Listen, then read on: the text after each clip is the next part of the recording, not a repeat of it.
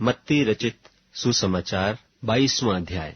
इस पर यीशु फिर उनसे दृष्टांतों में कहने लगा, स्वर्ग का राज उस राजा के समान है जिसने अपने पुत्र का ब्याह किया, और उसने अपने दासों को भेजा कि नेवताहारियों को ब्याह के भोज में बुलाएं, परंतु उन्होंने आना न चाहा। फिर उसने और दासों को यह कहकर भेजा कि नेवताहारियों से कहो, देखो मैं भोज तैयार कर चुका हूं, और मेरे बैल और पले हुए पशु मारे गए हैं, और सब कुछ तैयार है, ब्याह के भोज में आओ। परंतु वे बेपरवाही करके चल दिए, कोई अपने खेत को, कोई अपने व्यापार को। औरों ने जो बच रहे थे उसके दासों को पकड़कर उनका अनादर किया और मार डाला। राजा ने क्रोध किया और अपनी सेना भेजकर उन हत्यारों को नाश किया और उनके नगर को फूंक दिया। तब उसने अपने दासों से कहा, ब्याह का भोज तो तैयार है, परंतु नेवताहारी योग्य नहीं ठहरे। इसलिए चौराहों में जाओ और जितने लोग तुम्हें मिले सबको ब्याह के भोज में बुला लाओ। सो उन दासों ने सड़कों पर जाकर क्या बुरे क्या भले जितने मिले सबको इकट्ठे किया, और ब्याह का घर जेवनहारों से भर गया। जब राजा जेवनहारों के देखने को भीतर आया तो उसने वहां एक मनुष्य को देखा जो ब्याह का वस्त्र नहीं पहने था। उसने उससे पूछा, हे मित्र, तू ब्याह का वस्त्र पहने बिना यहां क्यों आ गया? उसका मुंह बंद हो गया।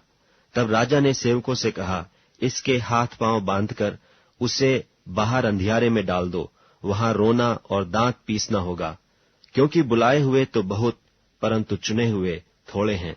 तब फरीसियों ने जाकर आपस में विचार किया कि उसको किस प्रकार बातों में फंसाएं। सो उन्होंने अपने चेलों को हेरोदियों के साथ उसके पास यह कहने को भेजा कि हे गुरु, हम जानते हैं कि तू सच्चा है और परमेश्वर का मार्ग सच्चाई से सिखाता है और किसी की परवाह नहीं करता, क्योंकि तू मनुष्यों का मुंह देखकर बातें नहीं करता। इसलिए हमें बता, तू क्या समझता है, कैसर को कर देना उचित है कि नहीं? यीशु ने उनकी दुष्टता जानकर कहा, हे कपटियों, मुझे क्यों परखते हो? कर का सिक्का मुझे दिखाओ। तब वे उसके पास एक दिनार ले आए। उसने उनसे कहा, यह मूर्ति और नाम किसका है? उन्होंने उससे कहा, कैसर का। तब उसने उनसे कहा, जो कैसर का है वह कैसर को, और जो परमेश्वर का है वह परमेश्वर को दो। यह सुनकर उन्होंने अचंभा किया और उसे छोड़कर चले गए। उसी दिन सदूकी, जो कहते हैं कि मरे हुओं का पुनरुत्थान है ही नहीं, उसके पास आए और उससे पूछा कि हे गुरु, मूसा ने कहा था कि यदि कोई बिना संतान मर जाए तो उसका भाई उसकी पत्नी को ब्याह करके अपने भाई के लिए वंश उत्पन्न करे। अब हमारे यहाँ 7 भाई थे। पहला ब्याह करके मर गया और संतान न होने के कारण अपनी पत्नी को अपने भाई के लिए छोड़ गया। इसी प्रकार दूसरे और तीसरे ने भी किया, और 7 तक यही हुआ।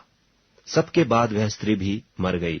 सो जी उठने पर वह उन 7 में से किसकी पत्नी होगी, क्योंकि वह सब की पत्नी हो चुकी थी। यीशु ने उन्हें उत्तर दिया कि तुम पवित्र शास्त्र और परमेश्वर की सामर्थ्य नहीं जानते, इस कारण भूल में पड़ गए हो। क्योंकि जी उठने पर ब्याह शादी न होगी, परंतु वे स्वर्ग में परमेश्वर के दूतों की नाई होंगे। परंतु मरे हुओं के जी उठने के विषय में क्या तुमने यह वचन नहीं पढ़ा जो परमेश्वर ने तुमसे कहा कि मैं इब्राहिम का परमेश्वर और इसहाक का परमेश्वर और याकूब का परमेश्वर हूं? वह तो मरे हुओं का नहीं, परंतु जीवितों का परमेश्वर है। यह सुनकर लोग उसके उपदेश से चकित हुए। जब फरीसियों ने सुना कि उसने सदूकियों का मुंह बंद कर दिया, तो वे इकट्ठे हुए, और उनमें से एक व्यवस्थापक ने परखने के लिए उससे पूछा, हे गुरु, व्यवस्था में कौन सी आज्ञा बड़ी है? उसने उससे कहा, तू परमेश्वर अपने प्रभु से अपने सारे मन और अपने सारे प्राण और अपनी सारी बुद्धि के साथ प्रेम रख। बड़ी और मुख्य आज्ञा तो यही है, और उसी के समान यह दूसरी भी है कि तू अपने पड़ोसी से अपने समान प्रेम रख।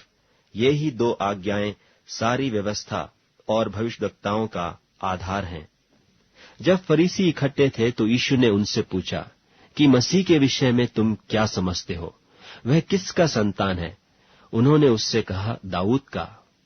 उसने उनसे पूछा तो दाऊद आत्मा में होकर उससे प्रभु क्यों कहता है कि प्रभु ने मेरे प्रभु से कहा, मेरे दाहिने बैठ, जब तक कि मैं तेरे बैरियों को तेरे पांवों के नीचे न कर दूं। भला जब दाऊद उसे प्रभु कहता है तो वह उसका पुत्र क्यों कर ठहरा? उसके उत्तर में कोई भी एक बात न कह सका, परंतु उस दिन से किसी को फिर उससे कुछ पूछने का हियाव न हुआ।